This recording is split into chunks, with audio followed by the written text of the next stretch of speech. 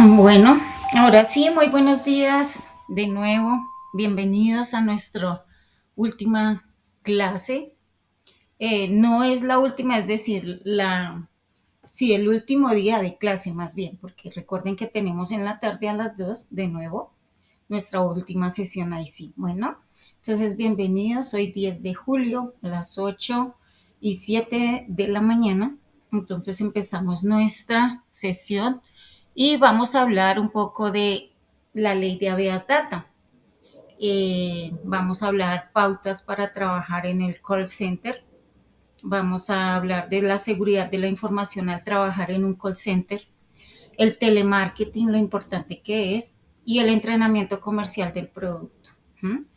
No sé, quisiera saber si ustedes han escuchado acerca de la ley de habeas data, la 1581 del 2012. Si la han escuchado. Andrea, ¿tú la has escuchado?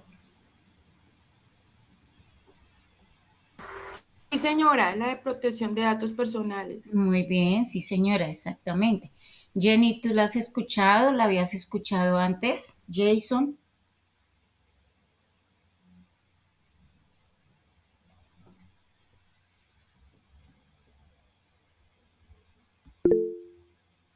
Ok, Jenny.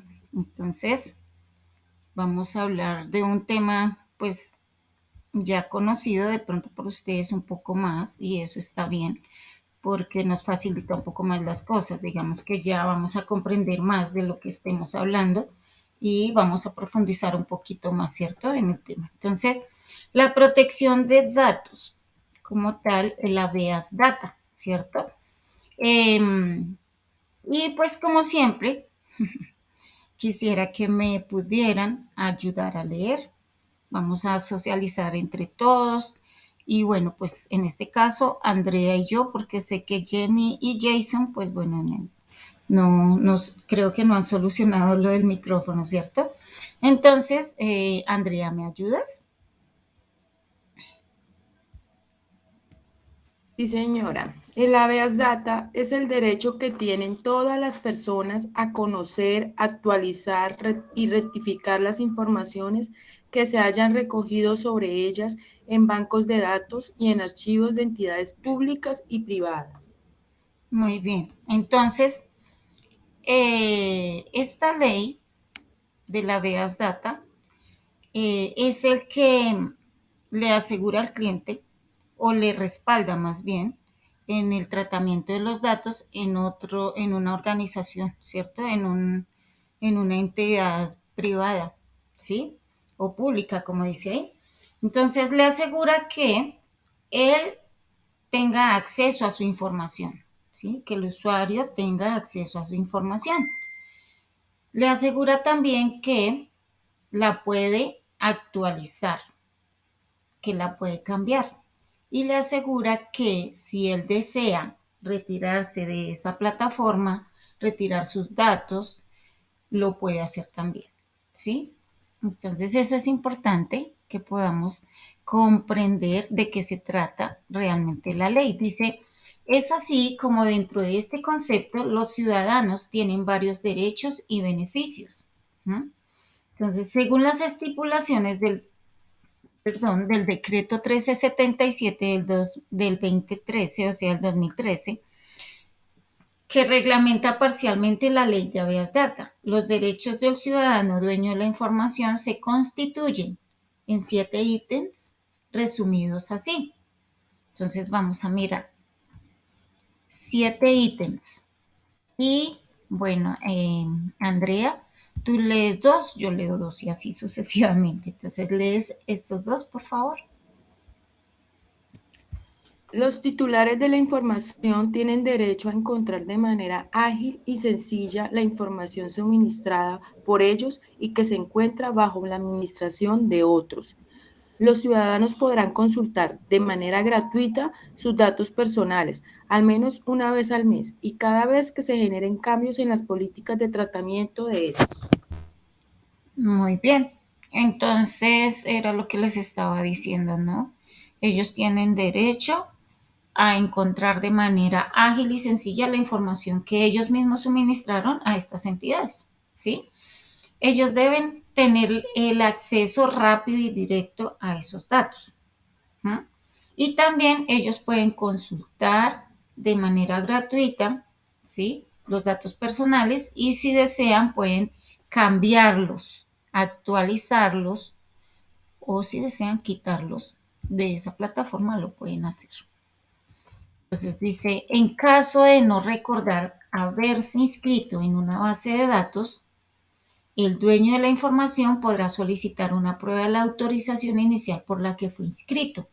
Por eso es que las empresas cuando nos llaman telefónicamente nos dicen que esta llamada está siendo grabada y monitoreada para el debido proceso de la información, porque allí te van a hacer preguntas como, ¿tú te llamas, por decir algo, Claudia Estupiñán? Sí. Tu número de cédula, y si uno sigue diciendo sí, sí, sí a todo, entonces después resulta que uno da autorización sin darse cuenta, porque es que a veces las personas actúan de una manera indebida, ¿sí? A través de esos datos. Obviamente haciendo uso correcto de la llamada porque están pidiendo autorización, pero no le han informado al cliente para qué está autorizando. Y cuando ya tú dices todo sí, entonces ya tienen la llamada grabada y tienen la evidencia de que tú lo autorizaste. Y por eso a veces uno resulta en unas situaciones donde para mí en algún momento, digamos, yo digo, son trampa, ¿cierto? Es una trampa que usan obviamente a través de la ley, porque ellos están respaldando en la ley, están haciendo la llamada, están haciendo las preguntas al cliente, pero pues uno si se llama así, uno dice que sí, ¿cierto? Pero ya a través del tiempo uno adquiere la experiencia y dice, ok, aquí no hay algo como muy limpio, muy prudente y sobre todo transparente, entonces yo cuelgo a veces. Yo le digo, por favor, ¿para qué me está pidiendo la información? Entonces me sigue preguntando, pero si se llama, entonces yo veo que la persona no está interesada en aclararme para qué me está pidiendo los datos o por qué está ratificando los datos. Entonces me doy cuenta que es una trampa o que puedo estar incurriendo en algo incorrecto para mí misma y entonces yo cuelgo, porque si la persona no está dispuesta a aclararme para qué está pidiendo los datos o ratificando los datos a través de esa llamada, entonces no es viable, ¿cierto? Entonces por eso debemos estar muy pendientes de todas esas llamadas, porque ahora digamos que el mercado se mueve a través de los medios virtuales, a través del chat, a través del correo, a través de las redes sociales, ¿sí? A través de páginas web, a través de llamadas y debemos estar muy atentos para qué se está usando nuestra información, para qué nos están pidiendo autorización del manejo de nuestros datos. Bueno, entonces en ese orden de ideas tenemos que estar muy atentos a la información que demos y cómo la están tratando. El propietario de los datos tiene derecho a que se les describa para qué y cómo será utilizada su información. Por ese hecho es que si yo pregunto por qué me están preguntando y no me dan respuesta, yo cuelgo. Es por eso, ¿sí? Porque tengo derecho a pedir la información no, sino el sí, es decir, que me informen para qué me están pidiendo esos datos. Si no lo hacen, entonces yo no estoy en ningún derecho de seguir dándole mis datos o mi información, ¿cierto? O aprobando algo que no sé para qué es. Bueno, ¿me ayudas, Andrea, a leer los otros dos, el 5 y el 6?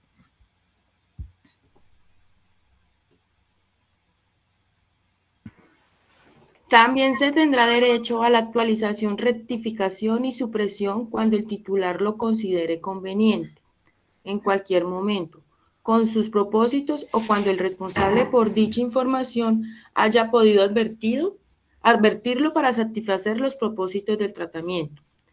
Todo administrador de la información deberá designar una persona o área que asuma la función de protección de datos personales, la cual también deben dar trámite a las solicitudes de los ciudadanos. Entonces, lo que les estaba diciendo inicialmente, la actualización, rectificación y supresión cuando el titular lo considere conveniente, ¿sí? Podemos hacerlo en cualquier momento, ¿no? Recuerden que esta ley está tergiversada en el mercado y sobre todo eh, en grupos al margen de la ley, ¿sí? ¿Qué hacen ellos? Ellos están pendientes de las empresas, de las personas que tienen esa información a la mano o que están pues a la vanguardia de esa información y los buscan para sobornarlos a través de dinero y poder obtener estas bases de datos. Hay muchas personas al margen de la ley que requieren esta información para hacer robos a las personas, ¿sí? Entonces debemos estar atentos a esto, debemos estar muy atentos porque allá afuera hay tráfico de datos, ¿sí? Muchas veces no es para algo malo, digamos, es para ventas, es porque la empresa quiere pues realizar sus ventas, sus contactos, ¿sí? Pero entonces, en mi caso, cuando yo les pregunto quién les dio la información, de dónde salió, ¿sí? Entonces, en ese orden de ideas, simplemente no me dicen, sino que eh, las personas se, ¿qué? Se quedan calladas. Entonces yo ya sé que pues no fue de la mejor manera que adquirieron la información y por eso yo no puedo autorizar, ¿sí? Porque eso me hace cómplice sin querer de algo y en contra mía, porque cuando ya tengan la grabación del manejo de los datos ya no puedo hacer nada. ¿No? Así yo después diga que no van a grabar eso, solo van a mantener la grabación donde yo autoricé. ¿Mm? Dice, en caso de sentir que alguno de estos derechos no son atendidos o cumplidos, el dueño de la información podrá recurrir al ente de control para radicar una queja formalmente. Claro que sí, podemos usar la ley para quejarnos, para poner demandas, sí, a través de este ente regulador podemos hacer valer nuestros derechos. Pero también quiero decirle que esto tiene pues un tiempo, ¿sí? Obviamente investigación, el tiempo, digamos, porque no soy la única, por decir algo, si pasara eso, no sería la única persona, sino son muchos, ¿sí? Hay sanciones para las empresas que no tengan en cuenta esta ley. Pueden quedar hasta en quiebra por la demanda de muchas personas si se unen, pueden quebrar una empresa, porque esta empresa debe, eh, ¿cómo se dice? Se me olvidó. Debe, o sea, son sancionadas y tienen que pagarle al cliente por daños y perjuicios, ¿sí? Por el mal uso de su información. ¿No? Eso es lo que pasa. Entonces, en ese orden de ideas, si es un grupo que se está quejando, un grupo es decir, todos los empleados o algún número de empleados o de personas o de clientes que se están quejando por el mal uso de su información, entonces al investigar, al hacer las investigaciones, la ley pueden hacer que esta empresa quiebre. No porque quieran que cierre y quiebre, sino porque ella tiene que pagar, ¿sí? Esas multas, así es que se dice, ya me acordé, a los clientes, ¿sí? Tienen que pagar multas a los clientes por el mal uso de su información. ¿No? Entonces, por eso es que las empresas deben cuidarse en ese aspecto, ¿sí? Cuidarse y tener en cuenta que están tratando con información muy sensible y delicada. ¿Qué es el principio de confidencialidad? Entonces, el principio de confidencialidad en la información consiste en que todas las personas naturales o jurídicas que intervengan en la administración de estos de datos personales que no tengan carácter público están obligadas en todo tiempo a garantizar la reserva de la información, inclusive después de finalizada su relación con alguna de las labores que comprende la administración de datos, pudiendo solo realizar el suministro o comunicación de datos cuando ello corresponda al desarrollo de las actividades autorizadas. ¿Mm?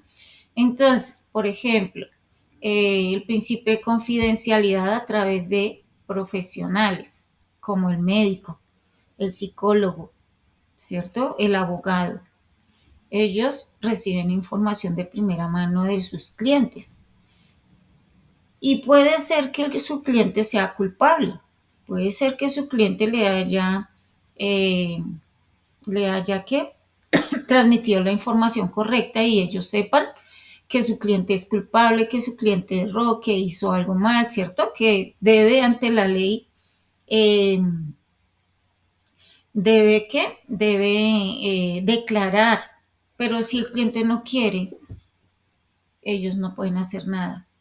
Tampoco pueden evidenciar al cliente, no pueden evidenciarlo, no pueden decir nada porque ellos están bajo un juramento, ¿cierto? De confidencialidad en su profesión, con su carrera, ¿sí? Y nadie los puede obligar a que ellos hablen a través de, pues ellos son respaldados a través de este principio y nadie los puede obligar a hacer lo contrario. Bueno, para que ustedes sepan en ese orden de ideas, eh, en ese momento a ellos no los obliga nadie, ¿sí? Dice protección de datos personales. Entonces quisiera, por favor, Andrea, ¿me ayudas? Ley de Protección de Datos Personales o Ley 1581 del 2012. Reconoce y protege el derecho que tienen todas las personas a conocer, actualizar y rectificar las informaciones que se hayan recogido sobre ellas en bases de datos o archivos que sean susceptibles de tratamiento por entidad de naturaleza pública o privada.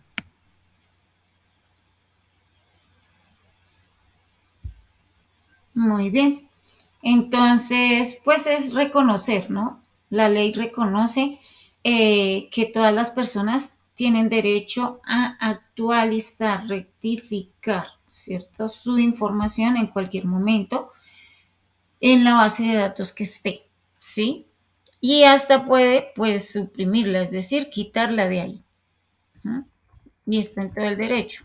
¿Qué son datos personales? Cuando hablamos de datos personales nos referimos a toda aquella información asociada a una persona y que permite su identificación, por ejemplo, su documento de identidad, el lugar de nacimiento, estado civil, edad, lugar de residencia, trayectoria académica, laboral o profesional, ¿cierto? Y existe también información más sensible como su estado de salud, sus características físicas, su ideología política, su vida sexual, entre otros aspectos. Esos son datos personales y solo le incumben a la persona a la cual le pertenecen. Nadie más puede estar haciendo uso de esos datos de una forma indiscriminada y sin restricciones. Eso no se puede. ¿No? ¿Cómo se recogen los datos personales? Andrea, ¿me ayudas, por favor? Los datos personales conforman la información necesaria para que una persona pueda interactuar con otras o con una o más empresas y o entidades para que sea plenamente individualizada del resto de la sociedad, haciendo posible la generación de flujos de información que contribuyen con el crecimiento económico y el mejoramiento de bienes y servicios. Así, por ejemplo, cuando hacemos una solicitud de crédito ante una entidad financiera, se requiere diligenciar formularios con nuestra información personal o cuando realizamos una compra y para realizar la factura de venta solicitan datos como el número de documento, identidad, correo electrónico, dirección y teléfono de contacto, entre otros. Muy bien. Entonces, la información la recogen en las entidades, pues para su debido proceso, para facturación, porque bueno, porque los clientes hay que reconocerlos, digamos, dentro de la compañía con un nombre, con una identificación, ¿cierto? Y con unos datos para poderlo llamar y hacer el trabajo que la empresa requiere de seguimiento, ¿sí? Y el cliente, obviamente, pues ellos autorizan a hacerlo porque ellos accedieron a su producto y obviamente necesitan esa información, ¿sí? Y de esa manera es que se obtienen los datos para el debido proceso dentro de una organización, pero no es para más, es decir, no se pueden usar esos datos para transferirlos a terceros.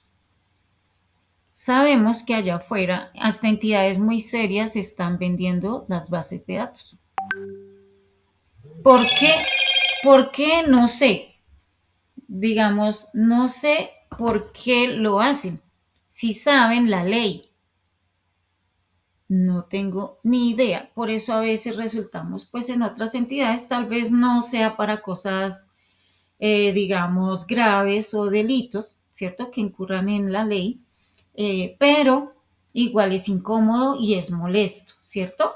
Porque si yo di mi información a una empresa para el debido proceso dentro de esa compañía, él no le da derecho a ella para transmitir o transferir mis datos a otra organización, a otra empresa, a otra entidad donde yo no deseo estar y sobre todo sin mi permiso, sin mi consentimiento, ¿cierto?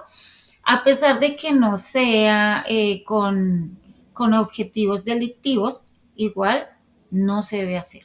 ¿No? Entonces, por tal razón, es importante comprender la responsabilidad que tenemos cuando estamos al frente de una base de datos y recordar que hay personas inescrupulosas que están detrás de nosotros cuando saben que manejamos dichos datos, que manejamos dichas bases de datos, ¿sí? Entonces van a llegar propuestas a nuestras manos, porque es así, de venta de la base de datos a terceros. O a veces amenazas, porque así ha pasado, para entregar esa base de datos. Entonces hay que tener cuidado y ser muy prudentes, honestos, sensatos, no estar hablando con todo el mundo de lo que tú estás haciendo, es decir, de la base de datos que tengas. Hay gente que se infiltra y no sabemos, ¿cierto? ¿Qué? Sí, de qué forma se están acercando a nosotros, con qué intenciones. ¿Mm? Entonces hay que tener mucho cuidado cuando estemos en el manejo, bajo el manejo de esa información, ya que nosotros somos responsables, ¿sí? Y pues es importante darle la seriedad, el tratamiento adecuado y la responsabilidad que tenemos debe ser grande ante esta trata de datos. Bueno, ¿alguna pregunta? ¿O todo está claro hasta ahí? Jenny, Jason, Andrea. No, señora, todo claro. Ok, gracias. Bueno, Jason. Listo. Entonces, Ley 527 de 1999. Pues resulta que adicional al tratamiento de datos de la información personal, también tenemos otra forma de transmitir información personal en las organizaciones, ¿sí? Por ejemplo, a través de un correo enviamos datos, a través de un chat enviamos datos, ¿cierto? A través de plataformas, eh, páginas web. ¿Mm? Y todo esto es información personal, privada, que solo le corresponde a la persona que, pues obviamente, está haciendo el proceso.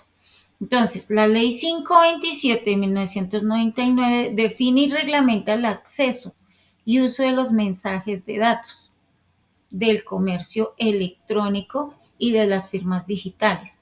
y se establecen las entidades de certificación y se dictan otras disposiciones. ¿No? Vamos a mirar cuáles son. Entonces, el mensaje de datos en la ley 527. ¿Me ayudas, Andrea, por favor?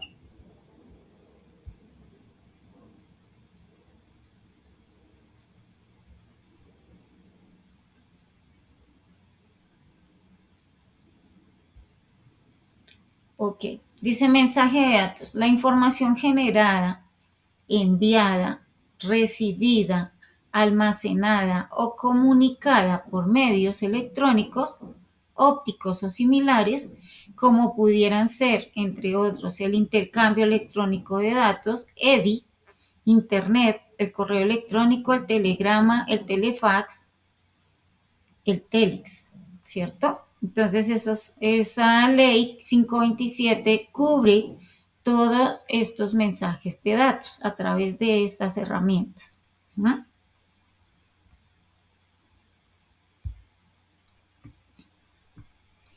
Dice comercio electrónico, abarca las cuestiones suscitadas por toda relación de índole comercial, sea o no contractual, estructurada a partir de la utilización de uno o más mensajes de datos o de cualquier otro medio similar.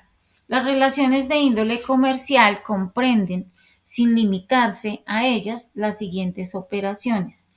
Toda operación comercial de suministro o intercambio de bienes o servicios, todo acuerdo de distribución, todo tipo de operaciones financieras, bursátiles y de seguros. Entonces recuerden que a través de Internet hay un comercio electrónico. Recuerden las transacciones que se hacen a través de Internet, ¿cierto? Todas las plataformas que están allí para venta y compra de productos, ¿sí? Y todo esto está reglamentado por la ley 527 de 1999. Firma digital. No sé si Andrea ya llegaste, ya estás. Se entenderá como un valor numérico que se adhiere a un mensaje de datos y que, utilizando un procedimiento matemático conocido vinculado a la clave del iniciador y al texto del mensaje, permite determinar que este valor se ha obtenido exclusivamente con la clave del iniciador y que el mensaje inicial no ha sido modificado después de efectuada la transformación. Muy bien. Recuerden que las firmas digitales o electrónicas, pues ahora existen y digamos que facilitan el tratamiento de algunos documentos. Es decir, cuando la persona no está, pues yo tengo la firma digital y pues el señor o el gerente, sí, deja esa firma para los debidos procesos. Y obviamente él tiene una carta, un documento donde él expresa para qué deja la firma y para qué documentos está autorizada, nada más, ¿sí? Pero aún así, muchas veces se usa para cosas incorrectas, ¿cierto?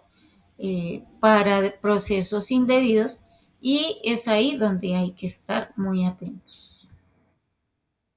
Entidad de certificación es aquella persona que autorizada conforme a la presente ley está facultada para emitir certificados en relación con las firmas digitales de las personas, ofrecer o facilitar los servicios de registro y estampado cronológico de la transmisión y recepción de mensajes de datos, así como cumplir otras funciones relativas a las comunicaciones basadas en las firmas digitales. Entonces, la entidad de certificación, ¿sí? Donde la persona, ¿sí? Autorizada está facultada para emitir certificados en relación con las firmas digitales, es decir, que puede dar certificados, documentos y con esa firma que dicha persona autorizó para dichos procesos. Es solamente para eso. Pero pues recuerden que hay que tener cuidado porque muchas personas allá afuera, más si es un personaje eh, importante en la compañía, entonces se pueden valer de esa firma para hacer documentos ilegales o trámites que no son adecuados, correctos, ¿cierto? O estar autorizando cosas eh, sin, sin la persona saber y sin estar autorizando legalmente con su firma, pero la usan, ¿cierto? Entonces acá, intercambio electrónico de datos y el sistema de información. Dice que el intercambio electrónico de datos, es EDI, ¿no? La transmisión electrónica de datos de una computadora a otra, que está estructurada bajo normas técnicas convenidas al efecto. Entonces, ¿qué pasa? Que si la empresa tiene la información en un computador determinado, no debe estar esa información en otro computador, es decir, no se debe transferir a no ser que dé la orden desde gerencia, las personas indicadas, las personas que están, digamos, autorizadas para poderlo hacer. Si no son ellas, nadie puede transmitir, transferir o cambiar la información a otro computador. ¿Mm? Dice que el sistema de información se entenderá todo sistema utilizado para generar, enviar, recibir, archivar o procesar de alguna otra forma mensajes de datos. Ese es el sistema de información. Entonces, en ese orden de ideas, tú no puedes estar transmitiendo, traspasando o enviando un mensaje que recibiste por algún, digamos, en un correo, enviarlo a otra persona, ¿sí? Si la entidad o la persona no autoriza a que ese correo o ese mensaje sea enviado a terceros, no lo puedes hacer, ¿sí? No lo puedes hacer porque eso es un delito y puedes incurrir en un proceso, ¿no? Sigilo profesional, es secreto profesional, que es la obligación legal que tienen ciertas profesiones de mantener en secreto la información que han recibido de sus clientes, lo que hablaba antes en la parte de médica, ¿cierto? Psicológica o en la parte legal como el derecho, ¿sí? Al contrario de lo que ocurre con tipos de deberes de confidencialidad, el secreto profesional se mantiene incluso en juicio. ¿Mm? Es muy eh, importante que nosotros podamos saber de esta parte. ¿Mm? Vemos que la ley respalda al ser humano como tal, a su integridad, ¿sí? Pautas para trabajar en un call center. Entonces aquí en pautas para trabajar en un call center vamos a tratar como asuntos de perfil. ¿Cuál es el perfil para una persona poder trabajar en un call center y quiénes pueden trabajar dentro del call center? Y qué perfil debe tener, cómo debe ser su qué, su capacitación, ¿sí? Y vamos a mirarlo entonces. Entonces, centro de llamadas. ¿Qué es un call center como tal? ¿Me ayudas, Andrea, por favor?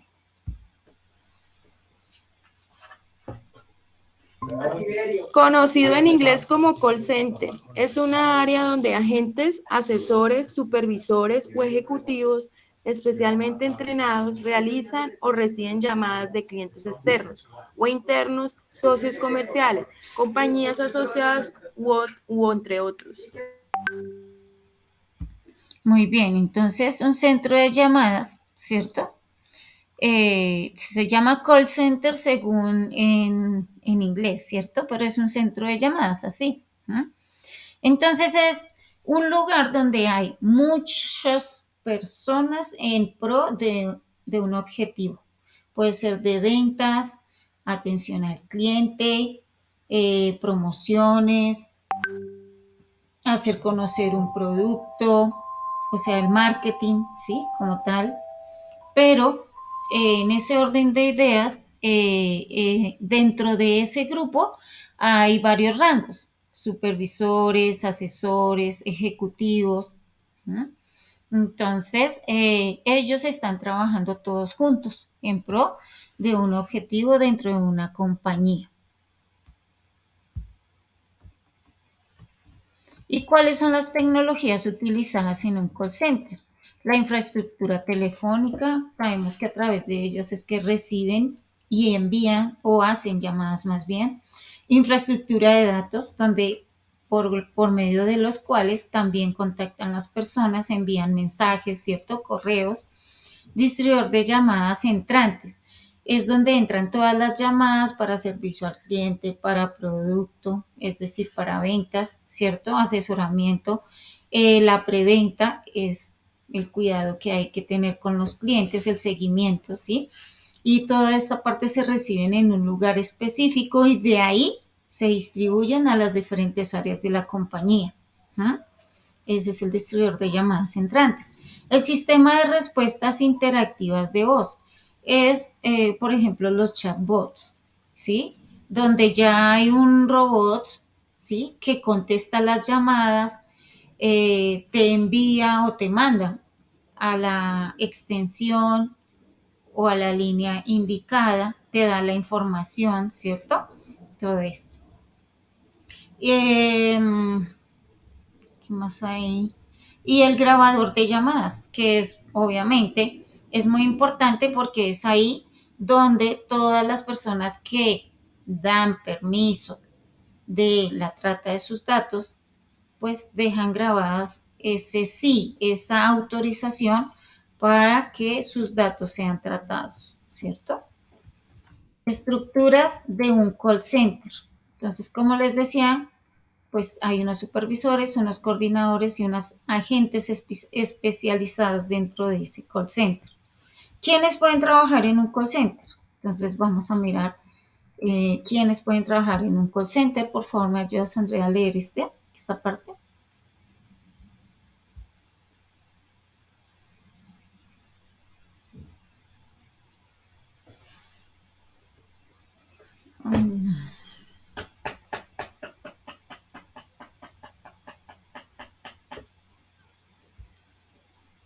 Entonces, ¿quiénes pueden trabajar en un call center? Todos pueden trabajar en un call center. ¿No? Todas las personas. Solo basta con tener fluidez, buena comunicación, paciencia, empatía y saber escuchar durante tu labor diaria. Es vital tener aptitudes para resolver situaciones de manera amable y constructiva. Contar con habilidades digitales es un plus y si se habla otro idioma, seguro el candidato se destacará. Entonces, aquí, pues todas las habilidades de una persona, que es la facilidad de hablar, ¿cierto? De expresarse y adicional a eso, si tiene un idioma a favor, entonces eso le ayuda mucho, ¿no? Dentro de un perfil de call center. ¿No? De igual forma, dice la orientación al resultado y destreza de negociación, que son habilidades blandas que fortalecen la labor en los centros de contacto. Entonces, todos podemos trabajar en un call center, todos los que quieran. Solamente es desarrollar habilidades de personalidad, es decir, para poder tener fluidez a la hora de comunicarse con las personas, para tener un liderazgo donde usted esté apto para comunicar toda la información que la empresa requiere.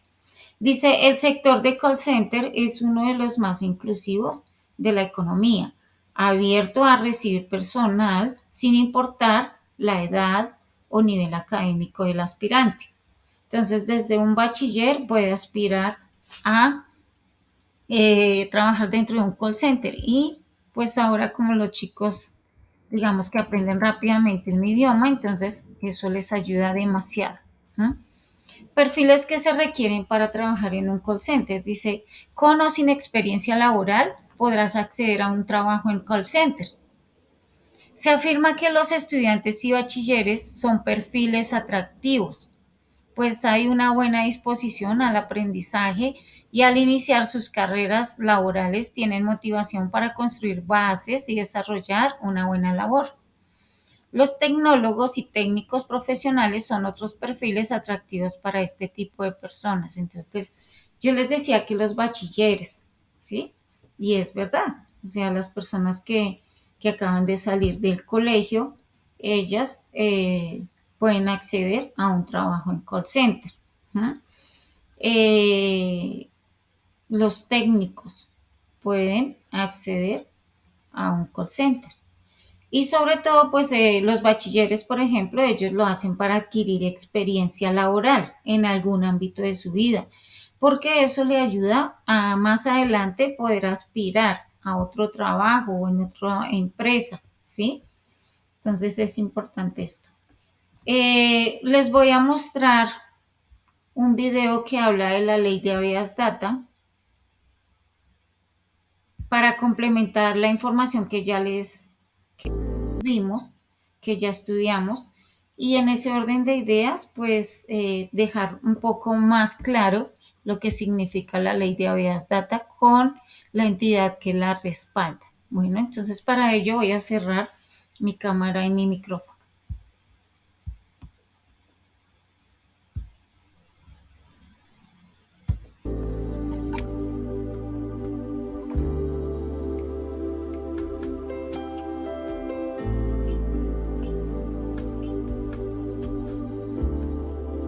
Recomendaciones sobre la ley habeas data. Conviértase en un empresario responsable y bien preparado que practica y aplica las recomendaciones de este video.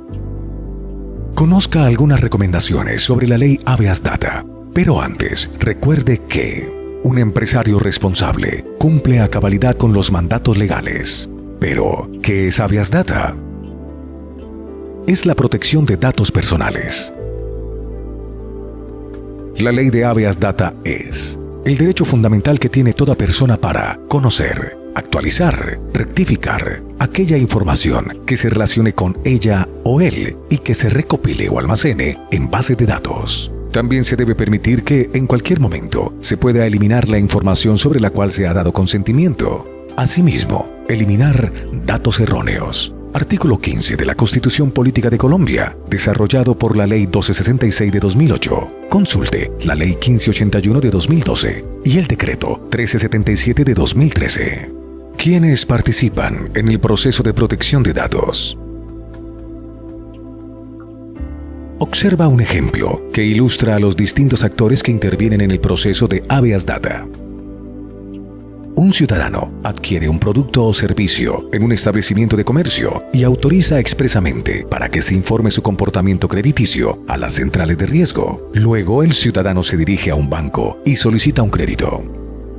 La entidad financiera consulta su historia crediticia, encontrando en ella la información sobre los hábitos de pago del ciudadano, la cual fue reportada por el establecimiento de comercio. ¿Quién es quién en ese proceso? El ciudadano, que suministra voluntariamente sus datos, es el titular de la información. El establecimiento que recibe los datos del ciudadano es la fuente. Las centrales de riesgo que reciben los datos de la fuente y los administra son los operadores. El banco que accede a esta información o la utiliza es el usuario. ¿Y qué es un dato personal? El dato personal es toda aquella información que pueda ser asociada con un ciudadano. Ejemplo, información financiera. El correo electrónico personal. Un video. Una fotografía. La dirección de residencia, etc. ¿Qué clases de datos personales existen? Existen 4 clases de datos personales. A continuación, describiremos cada uno. Primero, sensible. Le interesan únicamente a la persona dueña de la información. Afectan la intimidad y su uso indebido puede generar discriminación. Solo pueden ser obtenidos con el consentimiento de esa persona. Ejemplo, orientación política, creencias, hábitos o afecciones de salud. Segundo, datos privados. Datos que solo son relevantes para su titular. Ejemplo, dirección, teléfono, correo electrónico, fotografías, videos, datos relacionados con su estilo de vida. Tercero, semiprivados. De interés particular. Interesan al titular y a cierto sector o grupo de personas. Incluyen datos privados pero pueden ser consultados por terceros. Ejemplo, las historias crediticias, datos financieros. Cuarto, públicos, de interés general. Ejemplo, documentos públicos, sentencias judiciales, los relativos al estado civil de las personas. Existe una categoría especial de datos. Se proscribe el tratamiento de datos personales de menores de edad, salvo aquellos datos que sean de naturaleza pública. ¿En qué casos no se requiere autorización para recolectar datos personales? Cuando los requiera una entidad pública en ejercicio de sus funciones legales o por orden judicial. Cuando los datos son de naturaleza pública, como por ejemplo el registro civil, en casos de urgencia médica o sanitaria, para fines históricos, estadísticos o científicos. ¿Qué es una base de datos personal? Una base de datos personal es un conjunto organizado de datos personales que sea objeto de tratamiento. ¿Usted cuenta con bases de datos personales? Es decir, bases de datos que contengan información íntima o sensible, semiprivada o privada, que no es pública, si su respuesta es positiva. Usted es el responsable de la información. Debe contar con la evidencia de la autorización del titular de esta y darle el debido tratamiento. ¿En qué consiste el tratamiento que debe realizarse a las bases de datos que incluyen datos personales? Existen políticas creadas por cada empresa que garantizan el correcto tratamiento de la información personal contenida en bases de datos. Consulte la Ley Estatutaria 1581 del 2012 y el Decreto número 1377 de 2013. ¿Cuáles son las 6 recomendaciones prácticas para empresarios bien preparados en la ley de Habeas Data? Primero, solicite autorización de sus clientes para usar la información personal que ha recolectado. Informe y publique los datos de los responsables y las políticas del tratamiento de la información. Señor empresario, usted debe velar porque la información personal sea recolectada y tratada apropiadamente. Segundo, informe a los titulares de la información cuál es el propósito de recolectar sus datos personales y cuál es su finalidad. Ninguna actividad puede condicionarse al suministro de datos personales sensibles. Señor empresario, custodie y proteja los datos personales que ha recolectado. Nunca los utilice para fines diferentes de los que fue autorizado. Si necesita incluir otro propósito, solicite nuevamente la autorización del titular. Tercero, cree canales de comunicación para que los titulares de la información accedan en cualquier momento a su información personal, previa verificación de la identidad y sin costo alguno para conocerla y actualizarla. Señor empresario, informe a sus clientes sobre los medios de que dispone la empresa para dar a conocer y actualizar los datos personales que almacena en las bases de datos. Cuarto, habilite canales de comunicación, preferiblemente electrónicos, para que los titulares de la información puedan realizar sus reclamaciones y quejas relacionadas con el tratamiento de sus datos personales. Señor empresario, responda y actúe oportunamente frente a las quejas y reclamaciones presentadas por los titulares. De acuerdo con el tratamiento de datos personales, las respuestas no deben superar los 15 días hábiles. Quinto, adopte las medidas técnicas, humanas y administrativas que sean necesarias para garantizar la seguridad a los registros, evitando adulteración, pérdida, consultas o acceso no autorizado o fraudulento. Señor empresario, proteja y custodie la información que ha recolectado. Nunca la entregue a terceros con propósitos diferentes a los acordados con los titulares de la información. Sexto, los titulares podrán consultar su información personal. La consulta debe ser atendida en los 10 días hábiles a partir de la fecha de recibo. Cuando no sea posible atender dicha consulta en este término, infórmele al ciudadano los motivos de la demora, señalando la fecha en que atenderá su consulta. Señor empresario, una consulta de solicitud de información personal nunca debe superar los 15 días hábiles. En todo caso, el titular puede solicitar la eliminación del dato en cualquier momento. Señor empresario, que no le pase a usted. El desconocimiento de la ley no lo exonera de cumplirla. Comprenda y evite posibles denuncias por incumplimiento y malas prácticas de la ley de Habeas Data. Finalmente recuerde que la entidad competente para que realice consultas y se asesore es la Superintendencia de Industria y Comercio. Consulte la página web www.sic.gov.co.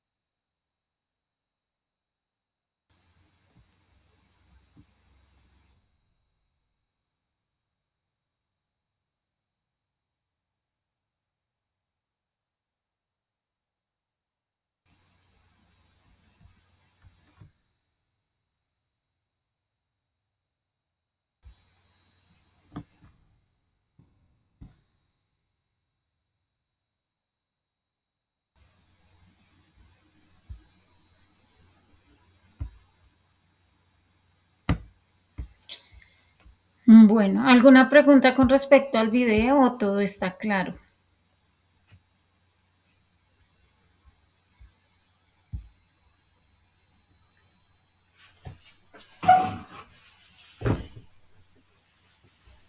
¿Están ahí, chicos? Sí, señora. ¿No hay preguntas con respecto al video? ¿Todo está claro? Gracias, Andrea, por contestar.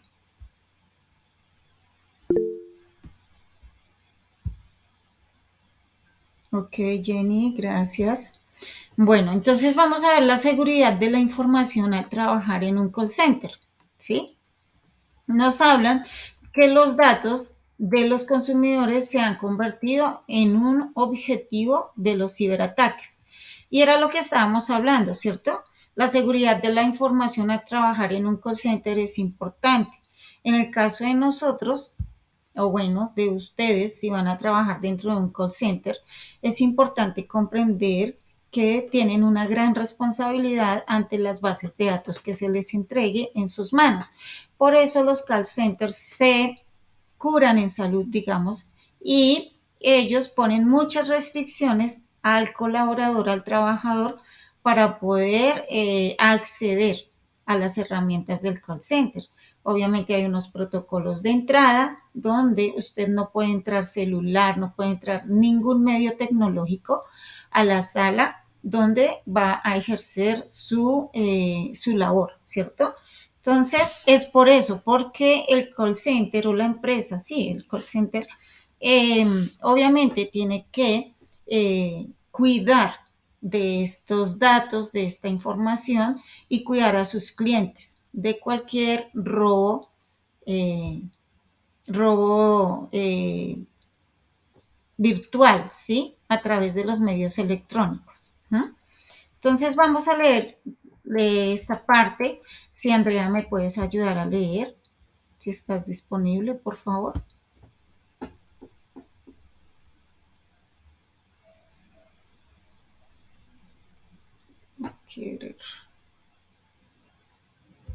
Entonces dice, los datos de los consumidores se han convertido en objetivo de los ciberataques. ¿Mm? Garantizar su seguridad es algo imprescindible. La cantidad de información que se mueve por la red es increíblemente elevada y la digitalización que se ha acelerado notablemente en los últimos 2 años hace que estos datos se hayan disparado. Esta transformación digital ha creado en los clientes la necesidad de saber que su información y sus datos están protegidos, por lo que un contact center debe garantizar esta seguridad. Entonces, pues todos los call centers deben garantizar la seguridad a sus clientes y sobre todo, por ejemplo, información muy sensible como es la que se maneja dentro de un banco, ¿no? En todas las organizaciones obviamente se maneja información privada, información muy sensible, pero dentro de un banco ustedes saben que se manejan números de cuentas, ¿cierto? La información de los clientes, la residencia, cuánto dinero manejan, todo esto y obviamente se convierte en un punto clave para las personas o para los grupos al margen de la ley. Por tal razón es que las restricciones dentro de un call center para el personal pues es un poco amplio, ¿sí? Es muy, muy serio y de mucha responsabilidad. Entonces, la protección de los pagos telefónicos. Una de las prácticas habituales en los contact centers es la gestión de cobros y pagos a través de llamadas telefónicas. Para que estas transacciones puedan realizarse de forma segura es imprescindible cumplir con la normativa PCI DSS, una norma que garantiza que la información que se maneja de tarjetas de pago es gestionada de manera segura y confidencial. Entonces, en ese orden de ideas, pues esta es otra norma, ¿sí? En la parte tecnológica que existe y que la ley respalda para garantizarle a los clientes la seguridad en su dinero y en todo lo que hagan de manejos a nivel tecnológico virtual, ¿sí? A través de las redes, a través de las transacciones electrónicas, ¿sí? La protección de los pagos telefónicos. Los ciberataques son cada vez más comunes en este sector debido a la gran cantidad de datos que manejan, que se han convertido en objeto de deseo del cibercrimen. Según el último informe de enero del 2022 del Foro Económico Mundial, WEF, las empresas necesitan media 200 280 días para identificar y responder a un ciberataque. Imagínense todo ese tiempo, casi un año completo, haciendo una investigación para mirar de dónde surgió el ciberataque, ¿sí? Más de 9 meses. Una mala ciberseguridad convierte a las empresas en objetivo fácil, poniendo en peligro los datos confidenciales de sus clientes y la continuidad del negocio. Entonces, ¿por qué la continuidad del negocio? Como yo les dije antes, esto puede traer sanciones grandes para la compañía donde le obligan a, eh, o los multan más bien con grandes sumas de dinero a las empresas por no tener la protección adecuada para sus clientes, ¿cierto? Y deben indemnizar a sus clientes y obviamente es a través de dinero. Entonces, pues puede traer una quiebra grande a la empresa y puede desaparecer del mercado por esa razón, ¿sí?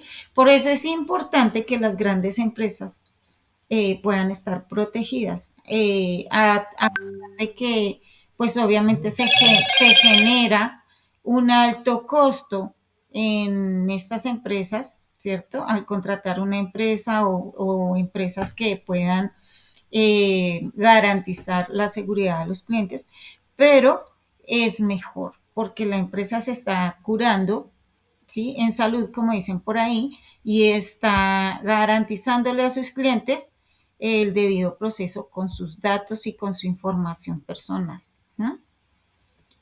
Las consecuencias de fallos en la ciberseguridad. Y las consecuencias son, un fallo tecnológico puede ser grave y afectar a todo el funcionamiento de una compañía, pero ¿entendemos realmente las consecuencias que puede generar? Pérdidas millonarias, crisis de reputación, puede tirar por tierra el trabajo de años de construcción de una marca. Que se filtre información delicada no solo perjudica a los clientes que se ven expuestos, sino que habla muy mal de una compañía que no cuida lo suficiente los datos recopilados. Elevadas sanciones, cierre del negocio, en algunos casos el sufrir un ciberataque provoca un daño tan grande que llega a suponer el cierre total del negocio. Bueno, era lo que ya les había dicho, ¿cierto? ¿Cómo proteger mi negocio y a mis clientes? Hace apenas un año existían 27 millones de tarjetas de crédito y más de 150 millones de débito emitidas. Una cifra muy llamativa para quienes viven del robo de los datos de sus dueños y que ha situado al país en el 8º lugar en el mundo y el segundo en Latinoamérica por incidencia de robo de identidad. La ciberdelincuencia ha encontrado una importante fuente de ingresos en el robo de datos y por eso es de vital importancia proteger los medios de pago de posibles ataques. Para ese fin es que las grandes empresas o las empresas tienen que contratar, ¿sí? Entidades que garanticen el cuidado de estos datos, de esta información. Y hay empresas que se dedican, ese es su objetivo, cuidar a las otras empresas, ¿cierto? De esos robos grandes a partir de los medios tecnológicos.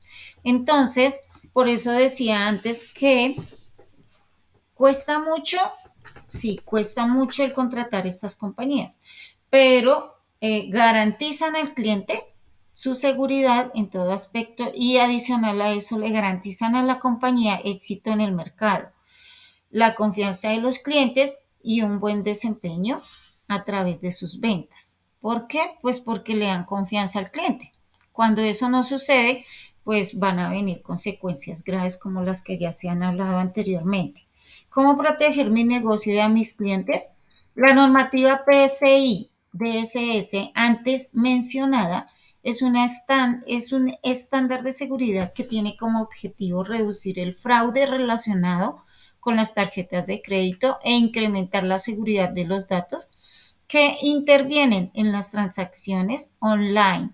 Si su organización procesa, guarda o transmite datos de tarjetas, tiene la obligación de cumplir con el estándar o se puede enfrentar a elevadas sanciones. Por lo tanto, todos los contact centers, independientemente de su tamaño, deben cumplir con la norma.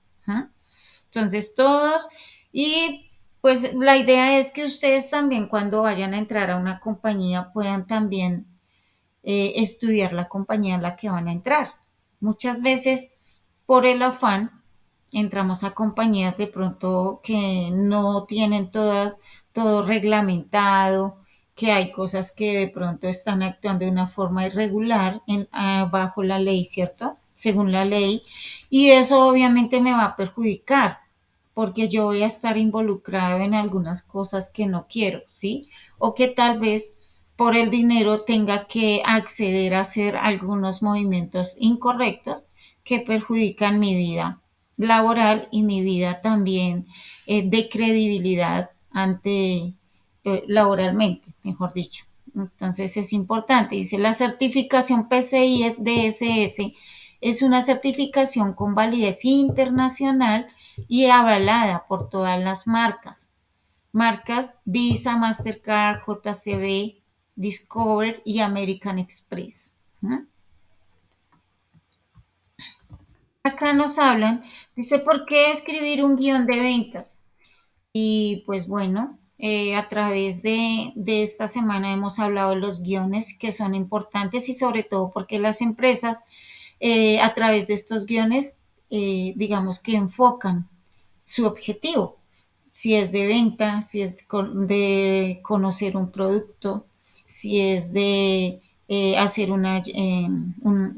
captar clientes y poner una cita, ¿cierto? Lograr una cita con el cliente y de muchas maneras. Entonces dice que existen algunas razones convincentes para escribir un guión de ventas telefónico y por las que los ejecutivos inteligentes usan estas formas de comunicación.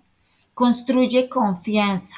Tener un conjunto escrito de respuestas a las posibles objeciones de seguridad a los vendedores, sabiendo que no serán tomados por sorpresa con preguntas u objeciones inesperadas. Entonces, en ese orden de ideas, digamos que el asesor o el vendedor o el cobrador se siente con mayor confianza, sabe cómo llevar la conversación a través de este guión y cuáles preguntas debe hacerle al cliente según el objetivo de ese guión, ¿sí?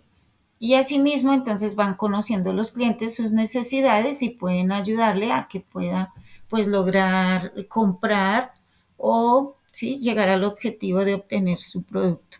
Recuerdas que lo más importante es el cierre. El guión recuerda, dice el guión recuerda a cada vendedor que el objetivo es el cierre u obtener una cita. Los guiones se enfocan en la parte importante de la conversación, pedir la venta y cerrar el trato. No olvides los puntos clave.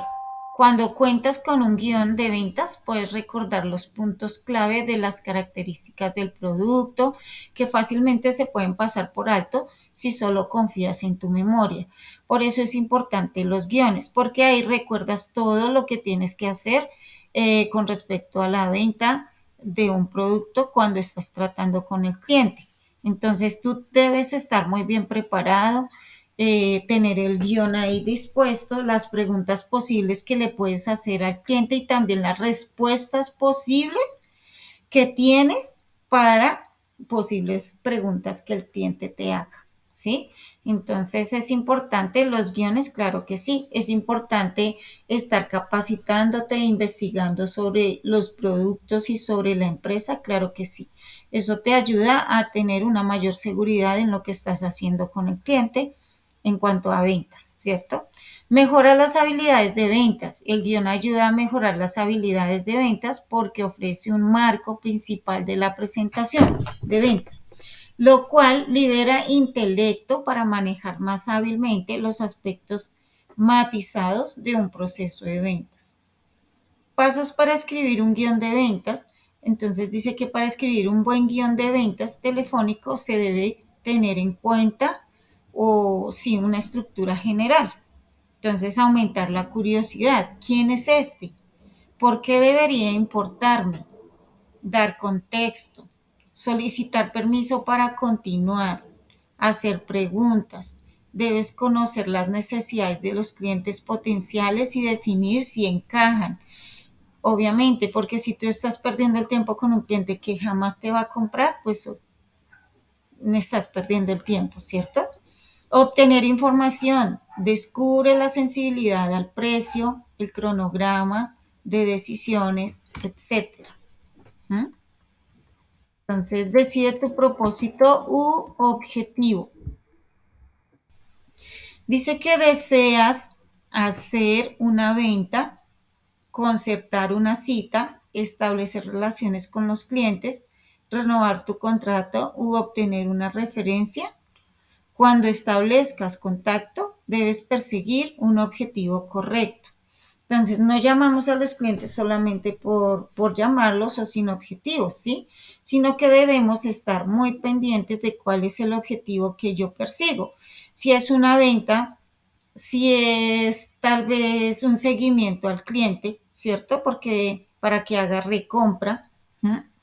Si es tal vez enseñarle un producto nuevo, ¿sí? Todo tiene un objetivo. Entonces, ¿cuál es el objetivo que estás persiguiendo con ese guión? ¿Sí?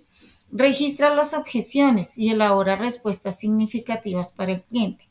Es lo que yo les digo a ustedes, si trabajan dentro de un call center, deben anticiparse a las preguntas que el cliente vaya a hacer. Entonces, si ustedes ya saben más o menos según su forma de ser, si este cliente es de esta manera, si es de la otra, entonces cuál pregunta va a ser y qué respuesta yo voy a tener para esas preguntas, ¿cierto? Entonces también debo tener las respuestas posibles que le puedo dar a mi cliente.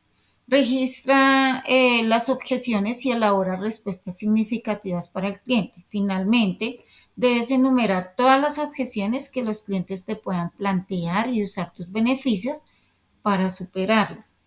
Las 5 objeciones más comunes que se suelen plantear son tiempo, dinero, compras, necesidad de aprobación del cónyuge o del jefe e indecisión.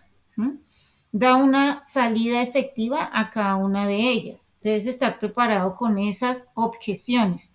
Si me dice, por ejemplo, que no tiene dinero, ¿yo qué le voy a decir? ¿Cómo le voy a argumentar la venta? ¿Cómo le voy a argumentar lo que me está diciendo? ¿Cierto? Que es que mi cónyuge o mi compañero o mi jefe no está y yo no puedo tomar decisiones sin él, entonces, ¿qué le voy a argumentar? ¿Qué le voy a decir para que la persona pues pueda llegar a hacer la compra en algún momento? ¿Sí? Dice, haz coincidir los beneficios de tu producto con las necesidades de tus clientes.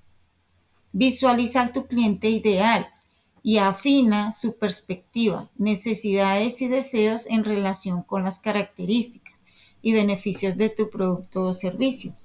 Debes definir además cuáles son los problemas en concreto que tu producto resolverá al cliente. ¿Mm? Entonces, si realmente el cliente sí está buscando el producto y le sirve mi producto y va a ser de beneficio para él, entonces, ¿cómo lo puedo adaptar para que él lo vea, para que vea las necesidades? ¿Sí? Dice que supongamos que estás contactando a ejecutivos de marketing para hablarles para hablarles sobre tus servicios de desarrollo web. Es más vital centrarse en cómo tu tecnología web aumenta los clientes potenciales entrantes, en lugar de mencionar tu alto nivel de experiencia en programación. ¿Mm? Entonces es importante realmente resaltar lo que le sirve al cliente, no lo que yo tengo a favor de mí, porque pues al cliente eso no le interesa, ¿sí?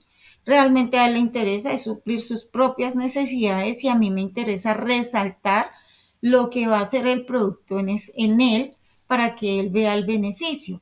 Dice, es verdad que en este negocio debes ofrecer ambas cosas, pero los clientes tienen como principal interés que mejores sus problemas de marketing. ¿Mm? Entonces, ¿cómo yo me estoy enfocando en los clientes y de qué manera les voy a vender el producto? ¿Cuáles son mis estrategias y cómo tengo los guiones bien estructurados con las preguntas hechas y las posibles respuestas para poder hacer que los clientes realmente se interesen en mi producto y en mi oferta? ¿Sí? Ejemplos de guiones de ventas telefónicas. Entonces, aquí hay varios guiones y hay 6 guiones, la verdad. Son 6 guiones. Y, por ejemplo, este primero dice que para agendar citas, ese tiene ese objetivo, ¿sí? Para agendar citas, concéntrese en el problema del cliente potencial. Entonces, hola, soy Claudia Estupiñán, ¿cierto? Del Instituto Técnico y Sistemas. ¿Cómo estás? La razón por la que llamo es que desarrollamos un software que notifica a los reclutadores cuando los clientes contratan a sus candidatos y se les olvida decirles, entonces, ¿cuál sería el problema? De pronto decirles que deben aprender a manejar la plataforma de Classroom, por decir algo, ¿no? El año pasado encontramos más de 4.200 tarifas perdidas en solo 120 clientes. Entonces, las necesidades y el deseo del cliente es. Entonces, sabemos que la necesidad de nuestros clientes es aprender a manejar la plataforma para que puedan estar al día, ¿cierto? Puedan subir sus actividades y puedan recibir su certificado a tiempo.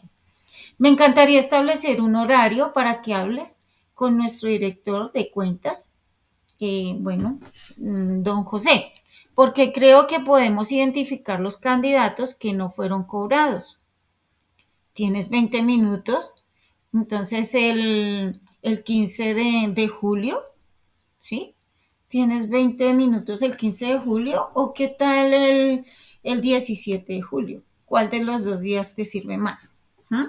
Entonces, eso nos ayuda a que el cliente me diga, no, mejor este día o mejor tal día porque es que no tengo tiempo a esta hora. Y eso hace que podamos ser más efectivos en hacer que el cliente nos dé una fecha, ¿sí? Aquí hay otro guión que habla de agendar una cita inmediatamente. ¿Mm?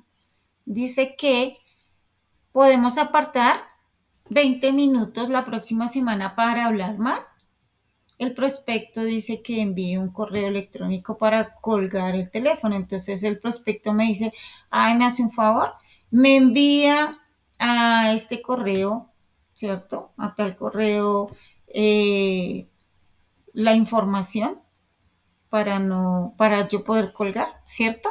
Y entonces dice cuál es el mejor correo electrónico para escribirte. Entonces, obviamente el cliente te va a dar el correo, ¿cierto?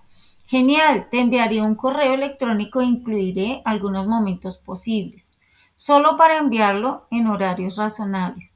¿Hay algún día que funcione mejor para ti? Entonces el prospecto va a decir el martes, el miércoles, el viernes, tal vez el sábado, ¿cierto? A tal hora, ¿sí? Por lo general, en mañanas o tardes. Entonces ahí uno dice, no, mejor por la mañana o bueno, depende. El prospecto elige mañana o tarde, elige una hora específica en un día mencionado, en la mañana o en la tarde. Genial, el día, o sea, el 20 de julio a las 8 de la mañana funciona para mí. te enviaré una invitación de calendario como marcador de posición. ¿Mm? Dice, si el cliente potencial dice que no tiene tiempo para apartar la cita, haz una pregunta sobre su mayor problema y solicita una dirección de correo electrónico si aún no la tiene. Luego dile en concreto lo que le enviarás e intenta que el correo no sea genérico, sino personalizado con sus necesidades. Realiza un seguimiento por correo electrónico pidiendo una cantidad de tiempo pequeña.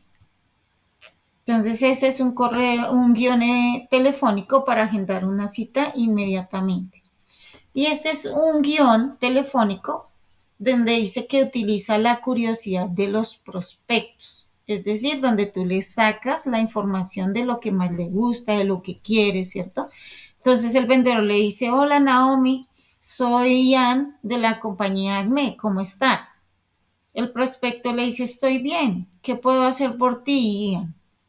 Entonces el vendedor dice, noté una cantidad de sus anuncios en Facebook y Twitter promocionando el producto, bueno, el producto se lo nombra, y sentí que realmente podría aumentar tus conversiones haciendo solo unos pocos cambios. El prospecto, ok, ¿qué hacen ustedes?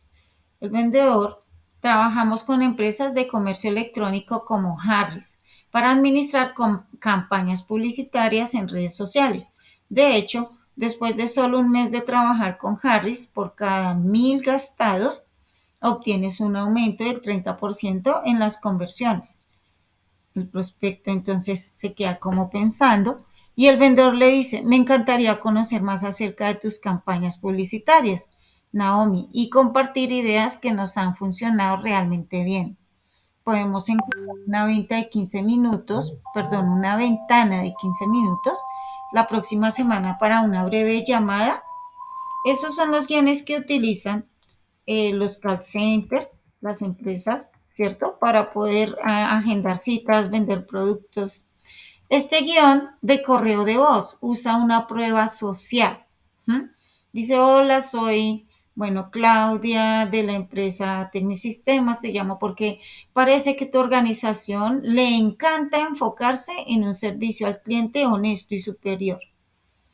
Entonces le nombra a la empresa, no sé. También nos ocupamos de eso. Estamos respaldados por clientes increíbles como, entonces, cliente uno y cliente 2 le nombramos dos clientes y prueba de redes sociales, ¿cierto?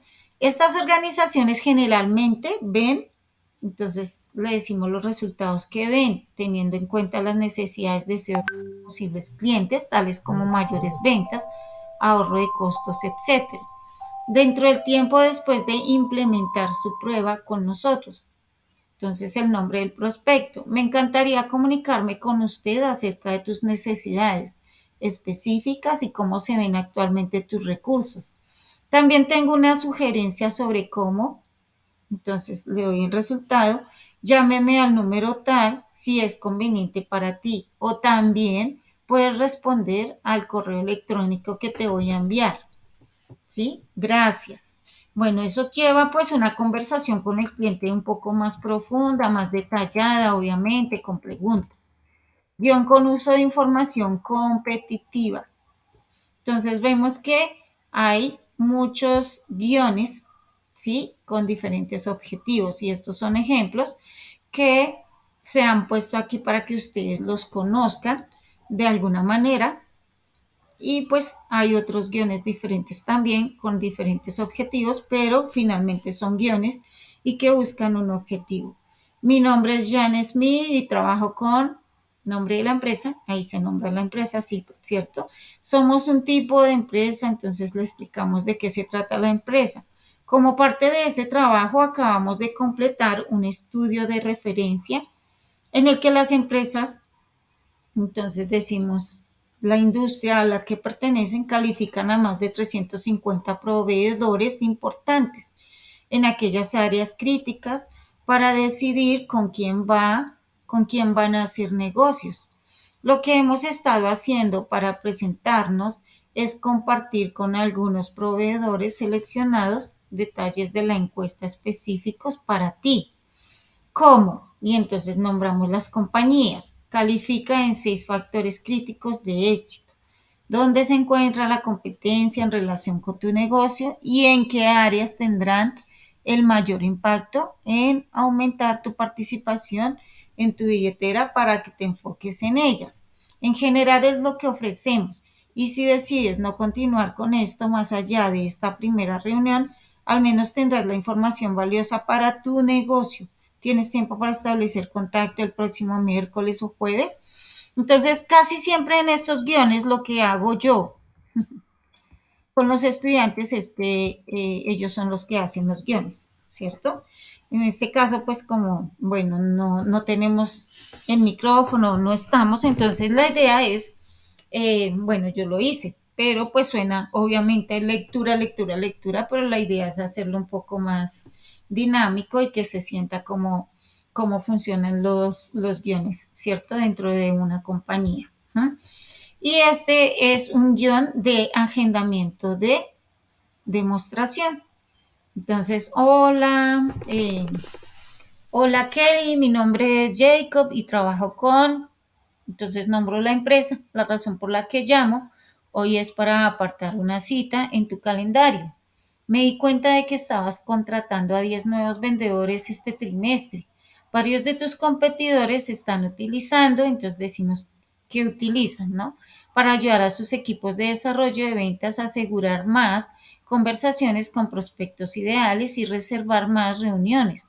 Con esta medida han podido reducir a la mitad el tiempo de incorporación de nuevas repeticiones utilizando nuestra solución. Pensé que el mejor lugar para comenzar podría ser programar una llamada rápida para conocer cuáles son tus desafíos y objetivos de ventas actuales. ¿Tienes tiempo para hablar el jueves o el viernes a la 1 p.m.? En estos ejemplos puedes encontrar distintos métodos, pero todos siguen el esquema básico y el objetivo principal, que es cerrar una venta o acordar una cita. Debes personalizar estos guiones insertando los beneficios que tu negocio traerá a los prospectos si deciden trabajar contigo o comprar tu producto o servicio. Asegúrate de que los beneficios coincidan con las necesidades del cliente potencial y de esta manera aumentarás drásticamente tus tasas de cierre. ¿Mm? Entonces, aquí vamos a ver sobre el telemarketing. ¿No?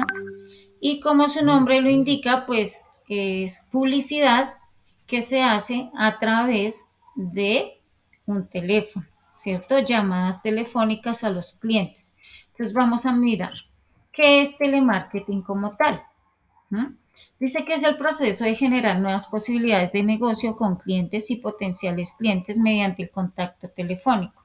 A través del medio telefónico, pues hacemos publicidad, damos a conocer el producto, damos a conocer las promociones, ¿cierto? Damos a conocer al cliente muestras a través del teléfono, hacemos todo este trabajo y dice que se pueden hacer campañas de telemarketing utilizando sus propios recursos u optar por trabajar con una agencia de telemarketing. Entonces, cuando optamos por trabajar con una agencia de telemarketing, la empresa no tiene que hacer nada, solamente pagar, obviamente. Es muy costoso, pero las empresas ahora, la mayoría hacen este trabajo. ¿Por qué? Porque las empresas de telemarketing están diseñadas y capacitadas para lograr el éxito, ¿sí? Ya están entrenadas para ese objetivo. Mientras que dentro de la compañía, pues tendría que implementar un área de telemarketing, contratar personal, capacitar el personal y mirar cuáles son las estrategias a seguir. Entonces se gasta más tiempo, personal, dinero, todo, mientras que ya una empresa que ya está establecida y que se dedica al telemarketing se contrata, se le dan las herramientas o los argumentos para que pueda hacer la campaña y simplemente ya queda así y se le paga, ¿cierto? Y eso es lo más importante. Entonces dice, algunas empresas invierten en la creación de su propio departamento, lo que estaba diciendo, interno de telemarketing. empleando un profesional especializado para dirigir al personal capacitado. ¿Cuáles son las ventajas? Contacto directo y personal con potenciales clientes. La creación de un canal de leads, o sea, usuarios para su equipo de ventas. Permite que sus equipos de ventas se concreten en cerrar operaciones de ventas. Es rentable al hacer una campaña de marketing directo. Permite mantener en contacto con sus clientes actuales. Puntos débiles del telemarketing es que el telemarketing no es visual, todo es a través del teléfono, obviamente. Entonces no se ven los productos, no se ve lo que me está diciendo el asesor. Por tal razón, si el cliente no conoce el producto, ¿qué debe hacer la empresa primero? Hacer campaña en el mercado, ¿cierto?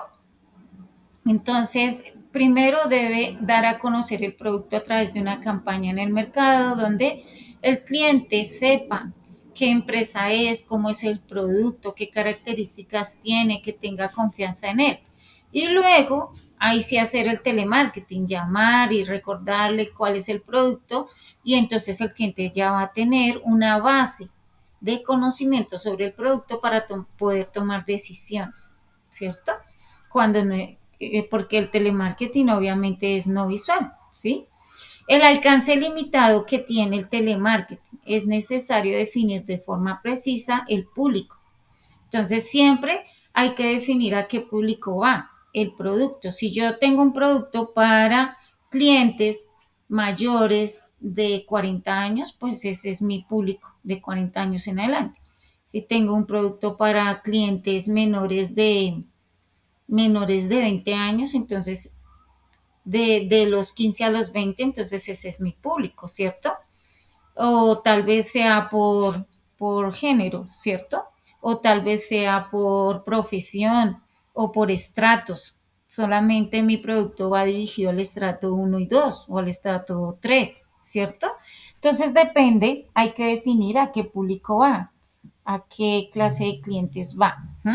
En caso de que sea muy amplio o poco definido, hay que plantear una campaña de recepción de llamadas, generando llamadas a partir de la publicidad en medios o en mailings. Mailings son envíos de correos comerciales masivos. Que bueno, pues ahí hay una situación y es que cuando se envían correos masivos no los ven, la gente no los ve mucho porque pues obviamente son muchos y es engorroso para el cliente ver tantos correos. Entonces, esa es una situación un poco complicada ahí porque son muy pocos los clientes que pueden ver un correo y más cuando le llegan muchos correos de muchas empresas. Puntos débiles del telemarketing, bajo nivel de compromiso. Una conversación telefónica puede olvidarse una vez que se ha colgado el auricular. Por ello, es importante confirmar por escrito, mediante una carta, un email. Obviamente, yo hago la llamada, pero no como dejo así y ya, porque obviamente para el cliente es fácil olvidar y sobre todo como todo el día a veces está uno recibiendo llamadas de diferentes empresas, entonces uno no quiere saber más nada.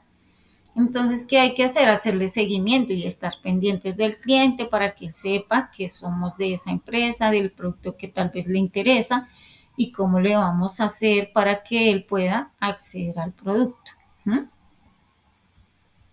Actividades típicas del telemarketing, reunir datos. Obviamente, ellos reúnen datos a través de la base de datos, valga la redundancia, que tienen de los clientes, ellos van reuniendo los datos de cada cliente. ¿Cuál es su característica y cómo puedo hacer que el producto o el servicio que yo vendo se adapte a sus características y a su forma de ser? Dice, se puede obtener información a fin de conectar a las empresas encargadas de tomar decisiones y personas influyentes. Limpiar datos existentes. Se puede mejorar con un programa de telemarketing para confirmar y actualizar datos.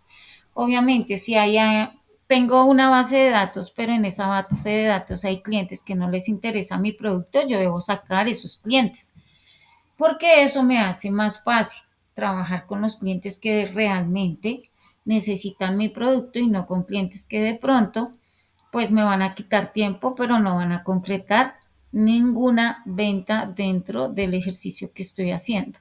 ¿Mm?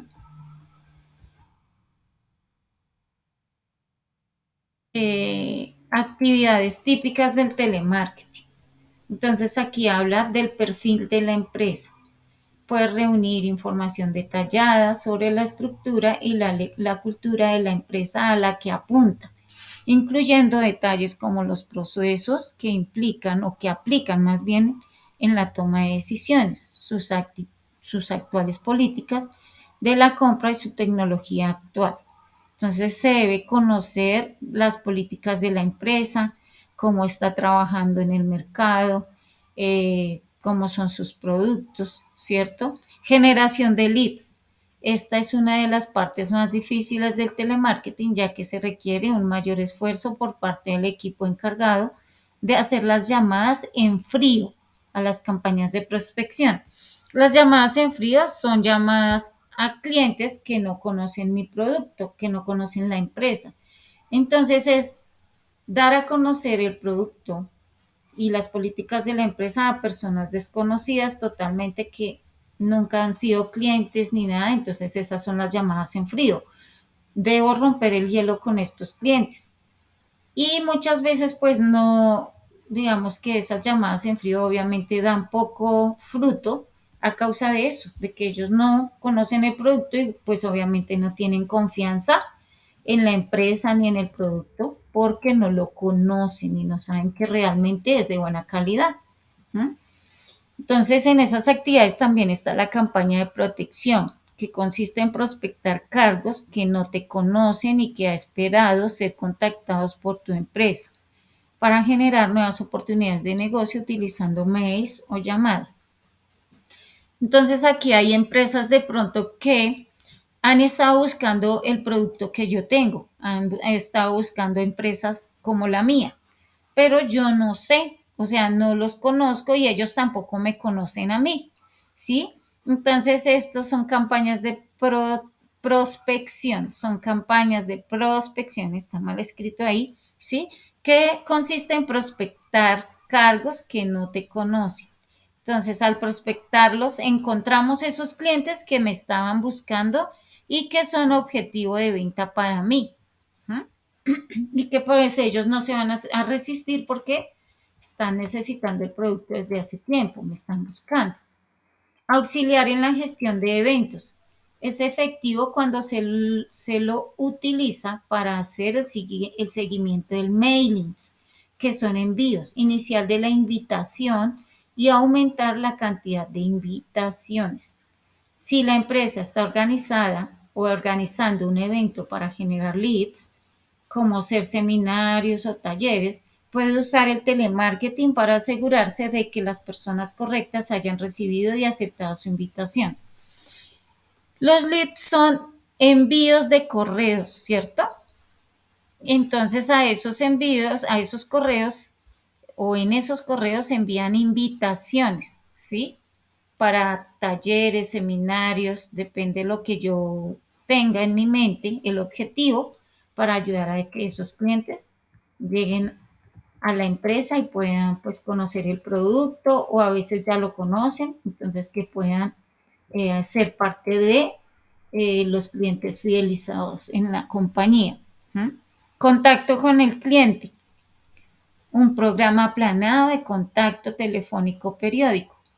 Entonces es importante tener un contacto con el cliente determinado, hacerle un seguimiento al cliente, obviamente, sin ser muy insistente y muy persistente como acosador a veces, porque eso, digamos que molesta al cliente. Y en lugar de hacer que el cliente se quede y nos escuche, sea receptivo, podemos hacer que el cliente nunca más nos conteste o si nos contesta, pues nos cuelga, ¿sí? Entonces alejamos es al cliente. ¿Mm? El seguimiento de mailings lista directa o emails, correos electrónicos. Está confirmado que el seguimiento telefónico de los mailings aumenta la respuesta de clientes, es decir, si yo envié a determinados clientes correos electrónicos invitándolos, ofreciéndoles con algún objetivo, yo debo llamar a esos clientes. Si hoy le envié el correo, entonces yo dejo que pase hoy, de pronto mañana, 2 días. Y al tercer día empiezo a hacer llamadas. ¿Para qué? Para respaldar lo que hice con los correos, para preguntarle al cliente si le gustó la información, qué le llamó la atención, cómo podemos hacer para ofrecerle el producto que más le guste, ¿cierto? Detectar realmente a quienes les interesa y cómo les interesa el producto que les estoy ofreciendo en esos correos.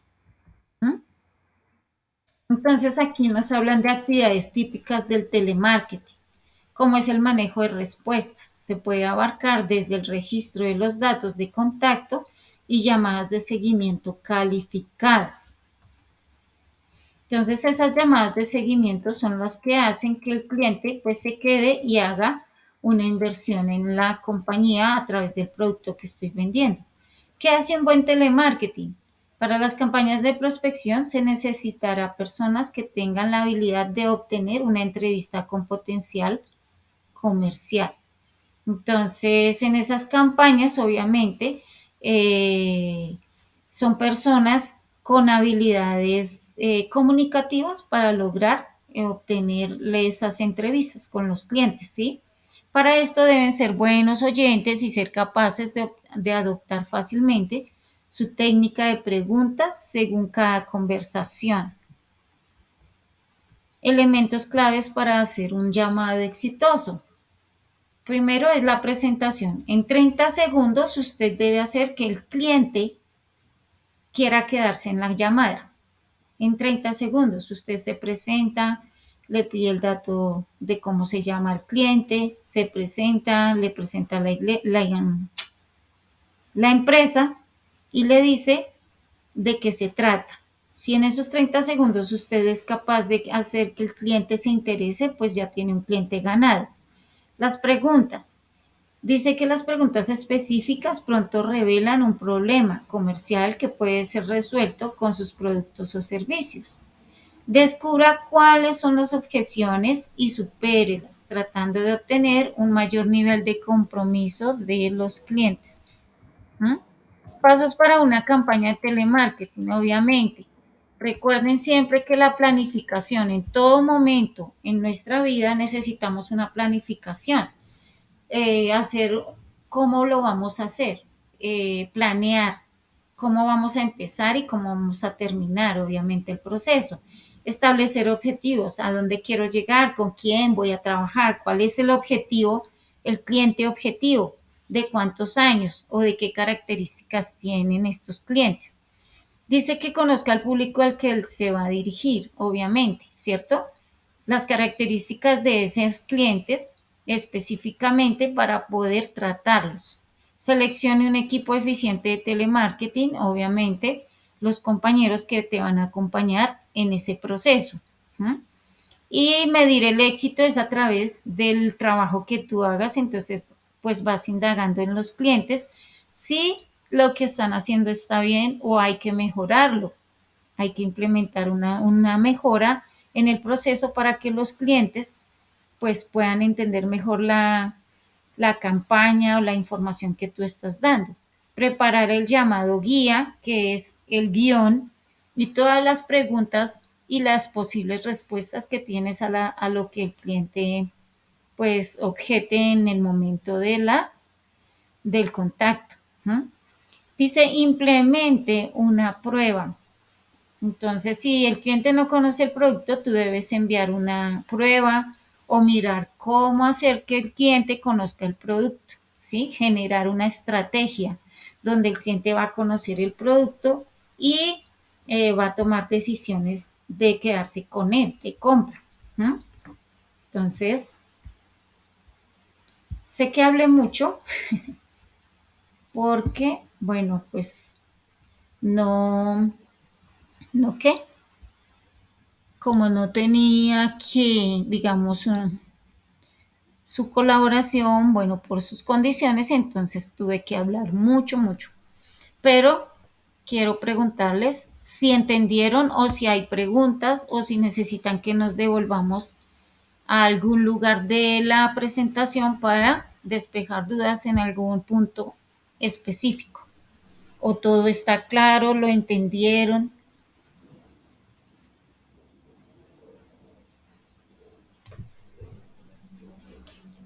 Jason, Jenny, Andrea. Todo está claro, muchas gracias.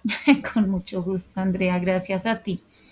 Bueno, tenemos acá una actividad para el día de hoy, que es la última actividad y se basa en completar frases según las leyes que vimos, ¿cierto? Vimos unas leyes, entonces, 1377-2013, que reglamenta parcialmente la ley de habeas data, los derechos del ciudadano. Los titulares de la información tienen derecho a encontrar de manera y completar la frase. Los ciudadanos podrán consultar de manera gratuita sus datos personales al menos una vez ahí completan también la frase. Aquí la segunda dice, defina con sus propias palabras qué es el principio de confidencialidad. La Ley de Protección de Datos Personales o Ley 1581 de 2012, ¿para qué nos sirve? ¿Sí? ¿Para qué le sirve al ciudadano? La Ley 527 del 1999, que reglamenta. Entonces, ahí deben escribir todo lo que reglamenta la ley. El 5 es quiénes pueden trabajar en un call center, que eso también lo vimos y dijimos quiénes pueden. Nombre 3 ventajas del telemarketing. ¿Cuáles son las ventajas? De cada guión, según el tema, hacer 2 conversaciones. Entonces, vimos 6 guiones con diferentes objetivos. Entonces, de cada uno de esos 6 guiones, hacer 2 conversaciones según el objetivo que tenga. ¿Mm? Y el 8 es contestar preguntas para una entrevista en un call center. Entonces aquí están las preguntas, son estas, del 1 al 7, ¿sí? Entonces, ¿cómo solucionas un problema? ¿A qué velocidad escribes en la computadora? ¿Has tenido alguna vez problemas con tu supervisor? ¿Cuántas llamadas podrías atender por hora? ¿Eres capaz de contestar llamadas en inglés y en español? ¿Te gustaría trabajar en equipo? ¿Qué es un servicio al cliente de calidad? Esas son las preguntas que están ahí. Y 8, ¿tienes alguna experiencia en un call center? 9, ¿cuáles son las habilidades más importantes para un agente call center? Y 10, ¿cuál es tu forma de manejar las objeciones de clientes? Y acá, pues ya estas frases que se manejan en un call center estaban en otra guía anteriormente, ¿sí? Entonces son frases que pues son para ayudar de pronto a saber cómo ustedes se pueden dirigir a las personas con algunas frases especiales. Entonces, esas son la guía, esa es la guía del día de hoy. Y bueno, nos falta un tema que es producto y lo vamos a ver en la tarde, ¿sí? A las 2 de la tarde, para que estén pendientes y ya entren a la última parte de nuestro curso de habilidades comerciales en call center el día de hoy. Entonces, fue un placer, queridos estudiantes, y nos vemos a las 2 de la tarde, ¿ok? ¿O alguna pregunta?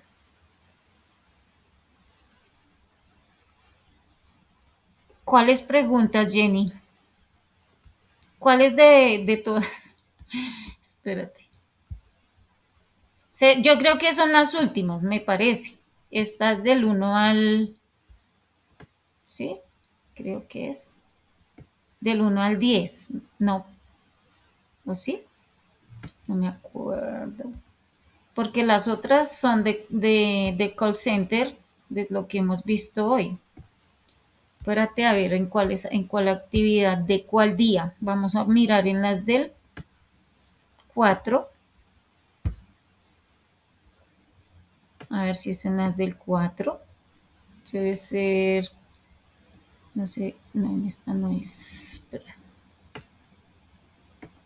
¿Será esta? Lo que están son las frases. ¿Cómo solucionas un problema? ¿A qué velocidad escribes? ¿Será esa misma? ¿Cuál es tu forma de manejar las objeciones del cliente? Creo que sí son esas. Entonces, pues si ya están hechas, súper, porque ya entonces solamente es copiar lo que ya hicieron y pegarlo ahí porque ya está, no hay problema. ¿Listo? Y el resto sí, por favor, lo solucionan. Bueno, gracias por estar atentas. Entonces, nos vemos a las 2 de la tarde y muchas gracias por su puntualidad y su deseo de terminar el curso.